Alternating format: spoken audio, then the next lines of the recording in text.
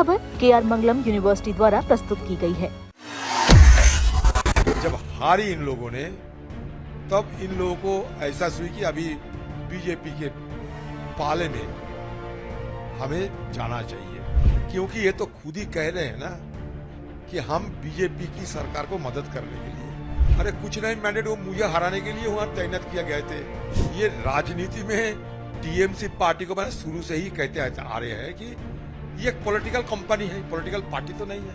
ये नौटंकी करने का बावजूद अगर ये लोग सीधे एनडीए में शामिल हो जाते तो अच्छा लगते, क्योंकि इतने दिनों तक मतलब 4 मई तक बीजेपी पार्टी के खिलाफ जंग लड़ते हुए भी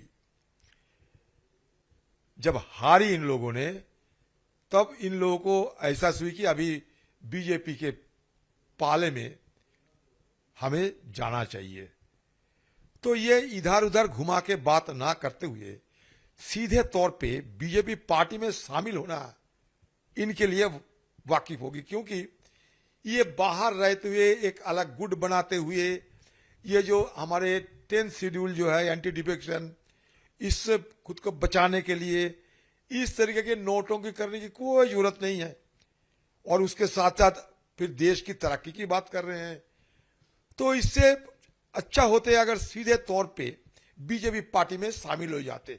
मतलब मैं कहना चाहता हूं अलग नहीं बल्कि मर्जर होना इनके लिए अच्छा लगते, क्योंकि ये तो खुद ही कह रहे हैं ना कि हम बीजेपी की सरकार को मदद करने के लिए, सरकार की तरक्की के लिए, देश की तरक्की के लिए बीजेपी को मदद करना चाहते हैं। अरे तुम तो दूसरे पार्टी के नुमाइंदे थे, अगर मदद करना ही चाहिए थे तो सीधे क्यों ना बीजेपी पार्टी में शामिल हो जाते हैं। ये तो लाजमी है कि उनकी पार्टी में शामिल हो जाना चाहिए, अलग अपना पहचान रखने की क्या जरूरत है। अलग रहते हुए बीजेपी पार्टी को समर्थन करने के बावजूद सीधे क्यों ना बीजेपी पार्टी में शामिल हो जाते हैं।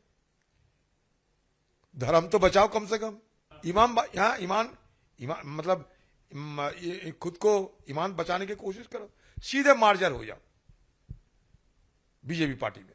मैं ये सलाह देना चाहते हैं। अरे कुछ नहीं मैंडेट वो मुझे हराने के लिए वहां तैनात किया गए थे, करोड़ों रुपया खर्चा करते हुए उनको तैनात किए गए थे मुझे हराने के लिए और ध्रुवीकरण की राजनीति करने के लिए।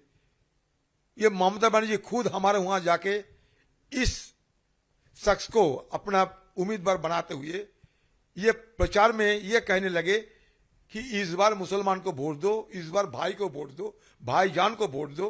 इतने सालों से तुम दादा को वोट दे रहे हैं, दादा मतलब मैं हूं, दादा मतलब हिंदू है, इतने सालों से तुम हिंदू को वोट देते आ रहे हो, इस बार भाईजान को दिया करो, मतलब उनके उम्मीदवारों को दिया करो। तो किसका मैंडेट था ये? वो तो ये भेजा गए थे मुझे हराने के लिए। मैं जिस दिन से हार गई मकसद खत्म ममता बनर्जी की। तो जिस लोगों को, जिस व्यक्ति को, जिस शख्स को उन्होंने सिर्फ एक हराने के लिए वहां तैनात किए थे, वो अपने मर्जी पे चले, आपके बात क्यों सुनेंगे? आपका काम तो हासिल हो चुके हैं, मैं तो हार ही गए हैं, और क्या चाहिए। आपने खुद सांप्रदायिक ध्रुवीकरण किए थे मुझे हराने के लिए, ममता बनर्जी के आदेश पे खुद वहां दंगा फैले गए थे उस समय, और उनकी पार्टी के दूसरे नुमाइंदे खुलेआम वो शिकारा भी है।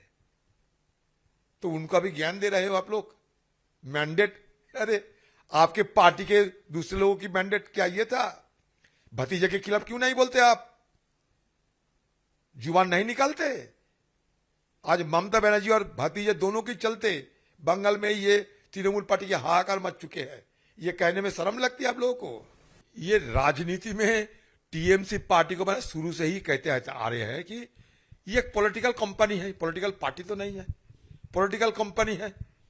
तो पॉलिटिकल कंपनी की शेयर में अभी घाटा चल रहे हैं। तो जिन लोगों ने पॉलिटिकल कंपनी में इन्वेस्ट किया था, इन्वेस्टर भाग रहे हैं, और क्या, क्योंकि वहां नाफा नहीं है। ये तो पॉलिटिकल कंपनी है, शेयर बेचे गए थे, नाफा हो रहे थे, अभी नाफा होने की संभावना नहीं है, फिर चलो शेयर उठा लो, इन्वेस्टर भाग रहे हैं, यही तो है, और क्या।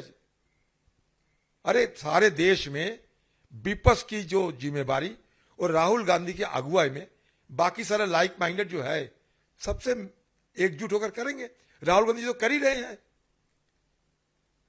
अगर शुरू से राहुल गांधी की ये सारे तवज्जो देते थे, आज जो दे रहे हैं, तो नतीजा अलग होते थे। यही मैं जरूर कहूंगा। कांग्रेस की राजनीति बढ़िया होगी अगले दिन, क्योंकि बंगाल में अभी तक खुले मैदान पड़े हुए हैं। लोग कांग्रेस की बारे में सोच रहे हैं। सारे हिंदुस्तान के पिछड़े वर्ग के लोग, सारे हिंदुस्तान के शोषित लोग, कुचले हुए आम लोग, ये सारे राह देख रहे हैं कांग्रेस की और कांग्रेस के साथ साथ बाकी सारे लाइक माइंडेड पार्टी को।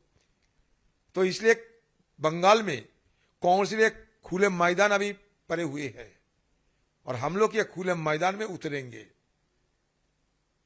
बाकी इंडिया जोट में जिसको आना चाहिए आएगी, नहीं आएगा उनकी अपनी अपनी राय है।